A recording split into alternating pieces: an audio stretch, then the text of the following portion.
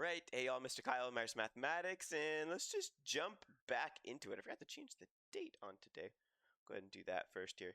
And also today, I am stuck with the color yellow, so we are going to be doing everything in yellow today because why not? You know what? I might as well change this here too.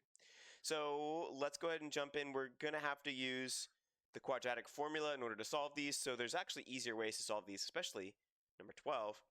But they want us to use quadratic formula, so we'll do that. So first things first, we want to set it equal to 0 before we can use the quadratic formula.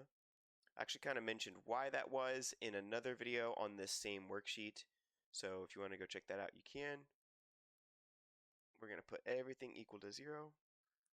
And there we go. Now we know A is 2, B is 9, and C is 7. All right. So I like to do the b squared minus 4ac part first. So b squared minus 4 times a times c. So that's going to be 9 squared is 81. 4 times 2 is 8, times 7 is 56. Or you could say 14 times 4 is 56. Or you could say 4 times 7 is 28, and then double that to get 56. Either way. I feel a sneeze coming on, but I'm going to try not to sneeze. So 81 minus 56, what's that going to be? 1, 2, 3, 4, 5, 3, 2, 25. Oh, look at that. Square root of 25 is 5. All right, cool. So that was the b squared minus 4ac part. The whole thing, though, is x equal to negative b plus or minus the square root of b squared minus 4ac, which we already evaluated all of that to be 5, all over 2a. 2 times 2 is 4. And so there you have it. It's going to be negative 9 plus 5 would be negative 4 over 4, which is negative 1. And then negative 9 minus 5 would be negative 14 over 4, which would simplify to negative 7 halves. Can you guys see that? You can. Okay. And we can plug it back in to check it, of course, as well. That would be one way to do it, or another way to do it would be to factor it. 2 times 7 is 14. Then you want two things that multiply to 14 and add to 9, which would be the 2 and the 7. So then you'd have the 2, which would be 2k squared minus 2k, so then you'd have k plus 1, so we get a negative 1. The other one would end up being 2k plus 7, so you end up with negative 7 halves. So yeah, it works out. So you could factor it in a different way to check your answer, and I'm sure that's fine, even though it says to use the quadratic formula. As long as you use the quadratic formula, I'm sure the teacher is okay if you use another method just to check it, or you can plug them back in and check them that way. All right, so let's go ahead and move on to number 12.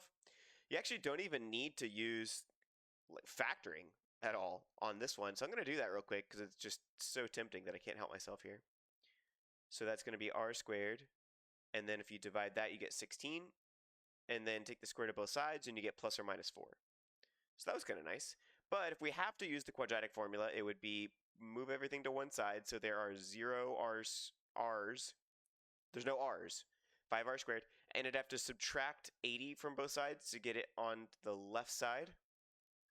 So then from there, a is equal to 5, b is 0, and c is negative 80. So then we would say x is equal to, and it would be negative b plus or minus the square root. I'm going to go ahead and do this one all at once here. So negative b, so 0, plus or minus the square root of b squared, so 0 squared is 0, minus 4 times a times c all over 2a, which would just be the 10. So then 4 times 5 is 20. That's going to be negative 20. And then that's negative 20 times negative 80. So that's going to be 1600. So x is equal to plus or minus square root of 1600 over 10. And the square root of 16 is 4. Square root of 100 is 10. So the square root of 1600 is 40. So x is equal to plus or minus 40 over 10. Oh, getting ahead of myself. I was about to write 4. And then that's going to be plus or minus 4. and we get the answer that way as well. But notice it's a lot faster if you can just solve it the regular way. And then as far as factoring goes, with number 11, it would have been about the same amount of effort, because with factoring with a number in front of the k squared, and you have to use trinomial factoring, it takes a little bit longer. So quadratic formula is probably the best method to use in number 11 anyways, but for number 12, it's a lot faster, as long as you remember that when you take the square root, it's plus or minus. If you forget the plus or minus, then you're missing half of the answers. So, don't do that. But other than that, that's pretty much it. So hopefully that's been helpful, doing 2 at a time on this worksheet. And if you want to see anything else on this worksheet, go check out the other videos that are in the series. I also have some content on my website, like on Myers Mathematics. I have a guide called The 5 Math Mistakes Everyone Makes and How to Avoid Them. So you can check that out. It's a free PDF guide on my website, myersmathematics.com. So without further ado, I'll let you guys go and catch you in the next one. Blessings, y'all.